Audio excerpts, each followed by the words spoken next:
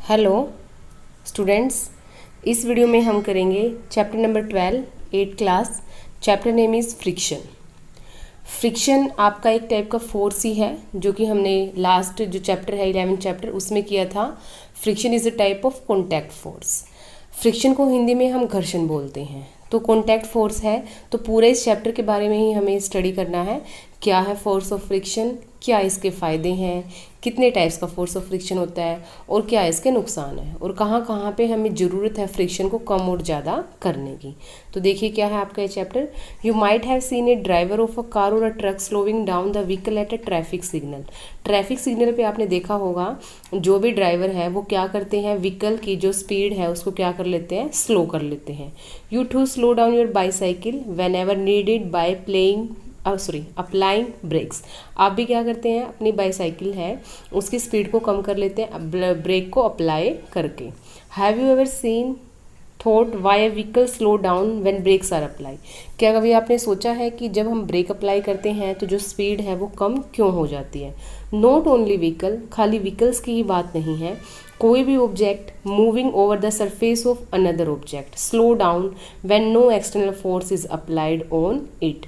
कोई भी एक ऑब्जेक्ट अगर दूसरे ऑब्जेक्ट की सरफेस के ऊपर क्या कर रहा है, ट्रैवलिंग कर रहा है, तो धीरे धीरे उसके ऊपर क्या होगा, उसकी स्पीड कम हो जाएगी। अगर हमने बाहर से कोई फोर्स अप्लाई ना किया हो तब भी।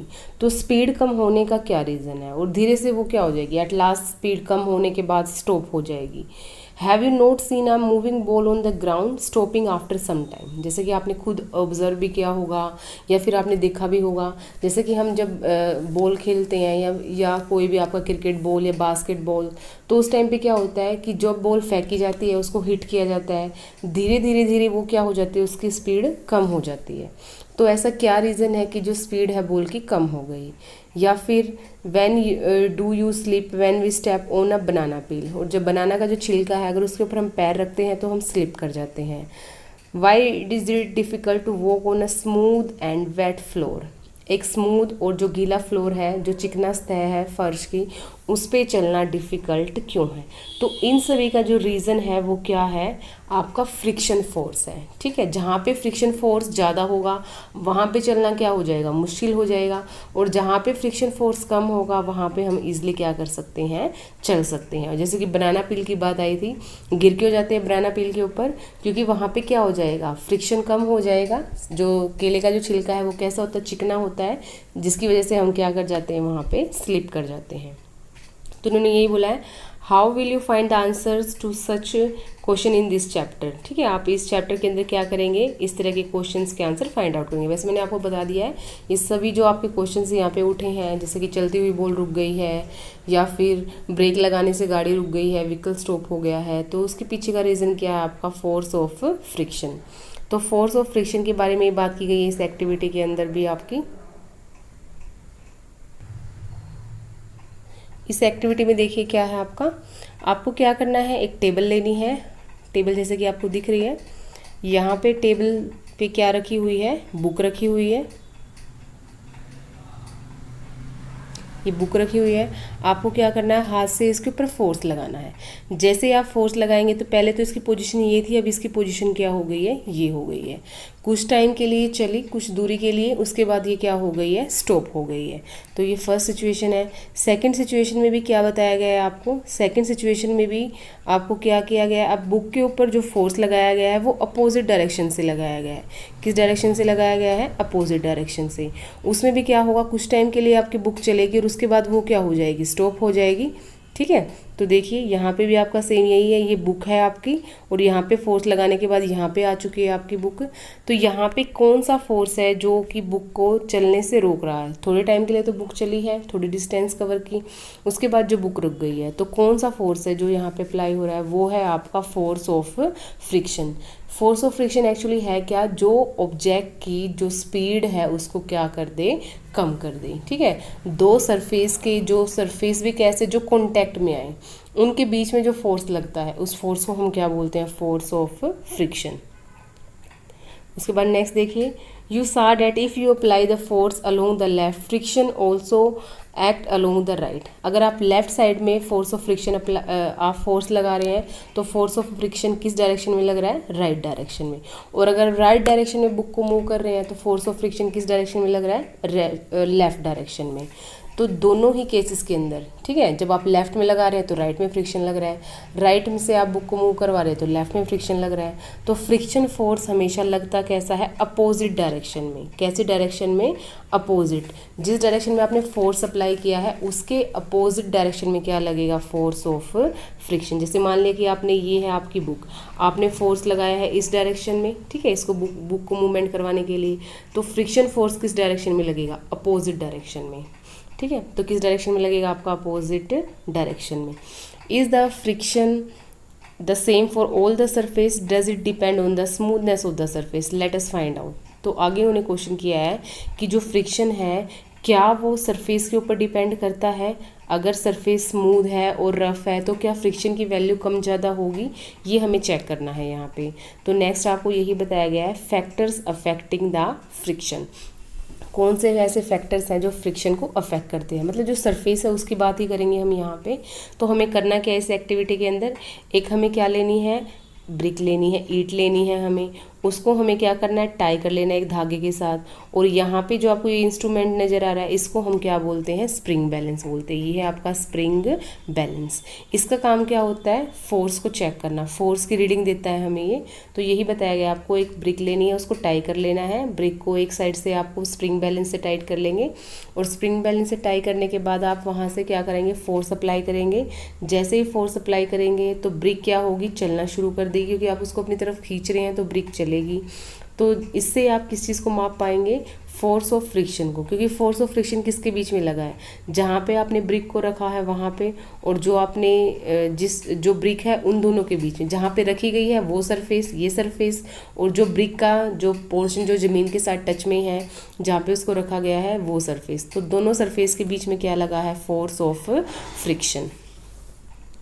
नेक्स्ट देखिए क्या है, now wrap a piece of polythene around the brick and repeat the activity. अब आपको क्या करना है, पॉलीथीन टाई कर लेना है। यहाँ पे, यहाँ दिखाया नहीं गया आपको, मैं बता देती हूँ करना क्या है। पॉलीथीन कर लेना आपको, पॉलीथीन लपेट लेना ब्रिक के ऊपर, फिर से आपको खींचना है इसको स्प्रिंग बैलेंस की हेल्प से अपनी तरफ। तो अब आपको क्या नज़र आएगा, जो स्प्रिंग बैलेंस की जो रीडिंग थी वो अब आपको कम नज़र आएंगे, डिफरेंस नज़र आएगा। डिफरेंस किस वजह से नज़र आएगा, पॉलीथीन लगाने के बाद जो फोर्स ऑफ फ्रिक्शन है वो क्या हो गया है, कम हो गया है। सरफेस कैसा हो गया, ब्रिक का स्मूथ हो गया है। पहले सरफेस कैसा था, रफ था। अब उसके बाद बताया गया स्प्रिंग बैलेंस क्या है, spring. Next spring balance. Spring balance क्या है, एक डिवाइस है जिसका हम यूज़ करते हैं फोर्स किसी ऑब्जेक्ट पे कितना लगा हुआ है उसको मापने के लिए। नेक्स्ट देखिए, नेक्स्ट एक्टिविटी में क्या है, 12.3 एक्टिविटी है ये। इसके अंदर देखिए क्या किया गया है, यहाँ पे एक टेबल है, ये टेबल आपको नज़र आ रही है यहाँ पे। इसके ऊपर एक इंक्लाइन प्लेन बनाया गया, मतलब एक सरफेस को क्या कर दिया गया है, तिरछा कर दिया गया है। यहाँ से क्या किया जा रहा है, किसी ऑब्जेक्ट को हम ऊपर से छोड़ देंगे, यहाँ से छोड़ देंगे, मार्क कर दिया हमने यहाँ पे। यहाँ पे हमें चेक करना है कि वो टेबल पे वो कितनी डिस्टेंस चलेगा, ठीक है, टेबल पे वो कितनी डिस्टेंस चलेगा। तो यहाँ से आपको कोई भी ऑब्जेक्ट ले सकते हैं, आप कोई सेल ले सकते हैं या कोई पेंसिल वगैरह ले सकते हैं। एक केस में तो आपको क्या करना है, यहाँ पे टेबल के ऊपर ही आपको जो सरफेस है सेम आपको यूज़ करना है, ऊपर से आपको पेंसिल को या फिर जो सेल है, बैटरी का सेल है, उसको छोड़ना है। तो आपको चेक करनी है उसने कितनी डिस्टेंस चली, ठीक है। सेकंड केस में आप क्या करेंगे, सेकंड केस में आपको यहाँ पे कपड़ा कवर कर देना है इस टेबल के ऊपर। कौन सा कपड़ा कवर करेंगे आप, यहाँ पे कोई भी कपड़ा कवर कर देंगे आप यहाँ पे। फिर आप सेकंड केस में चेक करेंगे कि जो आपका ऑब्जेक्ट है, जो भी आपने ऊपर से डाला है, वो कितनी डिस्टेंस चलेगा।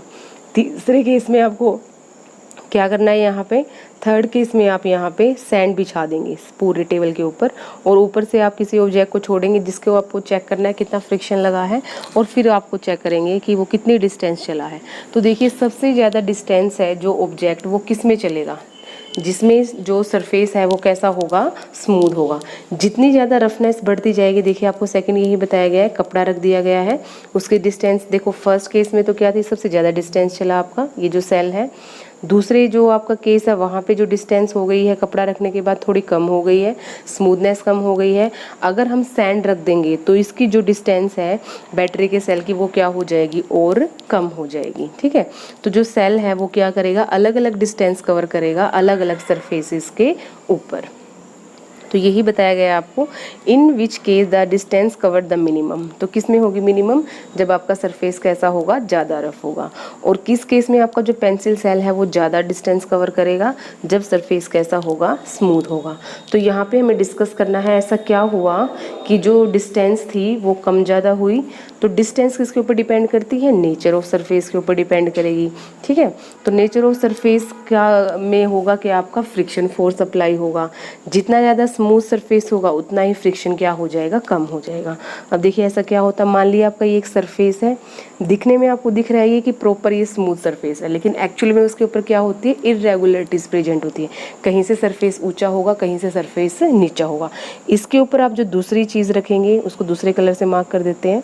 यहाँ पे जैसे कि आपने ये कोई दूसरी ऑब्जेक्ट इसके ऊपर रखा है तो उसमें क्या होगा, जो इरेगुलरिटीज़ हैं दूसरे ऑब्जेक्ट की, और जो भी आपने सरफेस लिया है, फ्लोर लिया है, उनकी जो इरेगुलरिटीज़ हैं वो क्या हो जाती है, एक दूसरे के अंदर लॉक हो जाएंगी, यहाँ पे लॉक हो जाएंगी, जिसकी वजह से जो ऑब्जेक्ट होगा वो चलना क्या हो जाएगा, कम कर देगा अपनी स्पीड, उसकी डिस्टेंस कवर क्या हो जाएगी, कम हो जाएगी। तो जो पीछे एक्टिविटी देखी वहाँ पे सैंड के केस में ऐसा ही हुआ है। सैंड क्या है, रफ ज़्यादा है, इरेगुलरिटीज़ ज़्यादा है। तो जो भी पेंसिल सेल ऊपर से डाला गया तो वो पेंसिल सेल क्या है, उन इरेगुलरिटीज़ के अंदर लॉक हो गया और उसकी डिस्टेंस क्या हो गई, कम हो गई। तो जितनी ज़्यादा इरेगुलरिटीज़ होंगी दो सरफेसेस के बीच में, उतना ही लॉक जल्दी से होगा, फंस जाएंगे दोनों ऑब्जेक्ट एक दूसरे के साथ, और उतना ही सरफेस के अंदर जो इरेगुलरिटीज़ होने की वजह से उतनी ही डिस्टेंस क्या होगी, कम चल पाएंगे हम, और उतना ही फ्रिक्शन फोर्स क्या हो जाएगा, बढ़ जाएगा। तो लास्ट में कंक्लूजन देखिए क्या बताया गया है। So the force of friction is greater on a rough surface. जो फोर्स ऑफ फ्रिक्शन है वो ज़्यादा कहाँ पे होगा, जहाँ पे सरफेस हमारा कैसा है, रफ है। ये आपको वही डायग्राम दिखाया गया है सरफेस की इरेगुलरिटीज़ के बारे में। जैसे ये बुक है, बुक टेबल के ऊपर रखी है, तो हमें लग कैसा रहा है कि जो आपका टेबल है वो बिल्कुल स्मूथ है, लेकिन एक्चुअल में वो स्मूथ नहीं है। उसमें देखिए आप, ये टेबल की रफनेस दिखाई गई है यहाँ से, जो आपका ब्राउन कलर दिखाया गया है, और जो ब्लू कलर है वो आपका बुक की सरफेस की रफनेस दिखाई गई है। और बुक चल क्यों नहीं रही है वहाँ पे, क्योंकि वो एक दूसरे की जो इरेगुलरिटीज़ है उनके अंदर क्या हो गए हैं, लॉक हो गए हैं। नेक्स्ट देखिए, we see that the friction is caused by the interlocking of the irregularities in the two surface. Friction का जो रीज़न क्या है, इंटरलॉक हो जाना किसका, इरेगुलरिटीज़ का, किसके बीच में, दो सरफेसेस के बीच में। It is obvious that the force of friction will increase if the two surfaces are pressed harder.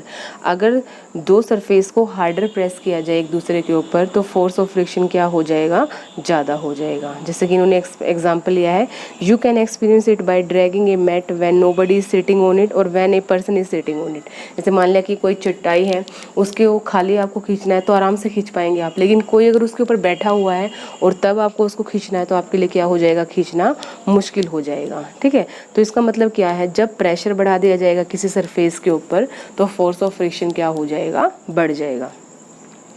Next देखिए, you have to push on the box to keep it moving. जैसे मान लिया आपको एक बॉक्स नज़र आ रहा है यहाँ पे, और नीचे आपको सरफेस नज़र आ रहा है, फ्लोर नज़र आ रहा है। अगर आपको बॉक्स को मूव करवाना है तो आपको कंटिन्यू क्या करना पड़ेगा, उसके ऊपर फोर्स आपको लगाना पड़ेगा, पुश आपको करना पड़ेगा। Recall your experience when you last time you moved a heavy box from you one place to another. आपको ध्यान कीजिए, अगर आपके साथ भी कोई आपकी ऐसी सिचुएशन है जिसमें आपने हैवी बॉक्स को मूव किया हो, if you have no such experience get that experience now. अगर आपको ऐसा कोई एक्सपीरियंस नहीं है तो आप भी इस बच्चे की तरह आप परफॉर्म करके देख सकते हैं। What is easier to move the box from rest और to move it when it is already in the motion. जैसे कि बॉक्स है, एक तो वो ऑलरेडी क्या है, रेस्ट स्टेट में है, उसको चलाना आसान होगा, या फिर जो चल रहा है उसको चलाना आसान होगा। ठीक है, जो ऑलरेडी मूविंग स्टेट में है उसको चलाना आसान होगा, या जो बिल्कुल रेस्ट स्टेट में है बॉक्स उसको चलाना आसान होगा। तो देखिए किसको चलाना आसान होगा, जो ऑलरेडी क्या है, मूविंग में है, स्लाइडिंग में है, क्योंकि जो स्लाइडिंग फ्रिक्शन है वो कम होगा किसके कंपैरिजन में, स्टैटिक फ्रिक्शन के कंपैरिजन में। तो यहाँ पे हम बात करेंगे स्टैटिक फ्रिक्शन क्या है और स्लाइडिंग फ्रिक्शन क्या है। The force required to overcome friction at instant any object start moving from rest, it is a measure of static friction. Static friction में क्या है, जैसे कि बुक थी, अभी टेबल के ऊपर हमने जो एक्टिविटी चेक की थी, जो बुक रखी हुई है, बुक क्या है, रेस्ट में है, तो बुक के बीच में और जो टेबल के बीच में जो फोर्स लगा हुआ है वो कैसा फोर्स लगा हुआ है, स्टैटिक फ्रिक्शन लगा हुआ है। तो उस फ्रिक्शन को कम करने के लिए, उस ऑब्जेक्ट को चलाने के लिए हमें फोर्स क्या करना पड़ेगा, ज़्यादा लगाना पड़ेगा। अगर मान लिया कि बुक क्या है, मोशन में है, तो अगर हम उसको थोड़ा सा और फिंगर से पुश कर देंगे तो वो जल्दी से मूव करेगी, तो जो स्लाइडिंग फ्रिक्शन होगा वो क्या होगा, कम होगा। The friction required to keep the object moving with the same speed is a measure of sliding friction. तो ऐसा फ्रिक्शन जो क्या करता है, जो ऑब्जेक्ट ऑलरेडी मूवमेंट में है उसके बीच में जो फोर्स ऑफ फ्रिक्शन लगता है दो ऑब्जेक्ट के सरफेसेस के बीच में, तो उस फ्रिक्शन को हम क्या बोलते हैं, sliding friction. When the book starts sliding, the contact points on its surface do not get enough time to lock into the contact point on the floor. अगर बॉक्स ऑलरेडी स्टार्टिंग में है, ठीक है, ऑलरेडी वो slide कर रहा है, तो उनके जो दो कॉन्टैक्ट हैं, किसका कॉन्टैक्ट, एक तो बॉक्स का कॉन्टैक्ट, ठीक है, सरफेस का कॉन्टैक्ट, दूसरा जो फ्लोर है उनके बीच का जो कॉन्टैक्ट है वो इतना परफेक्टली लॉक नहीं होगा, ठीक है, उनके बीच में जो लॉकिंग का टाइम है वो क्या हो जाएगा, कम हो जाएगा। इसलिए जो स्लाइडिंग फ्रिक्शन है वो थोड़ा सा कम होगा, किस कंपैरिजन में, स्टैटिक फ्रिक्शन के कंपैरिजन। देखिए सिंपल इसका मतलब है, एक तो कोई ऑब्जेक्ट अगर चल रहा है तो उसको चलाना और आसान होगा, और अगर कोई रुका हुआ है तो उसको चलाना क्या होगा, थोड़ा मुश्किल होगा, क्योंकि उनके बीच में जो फोर्स ऑफ फ्रिक्शन है, जो लॉकिंग है इरेगुलरिटीज़ की, वो क्या है, ज़्यादा है।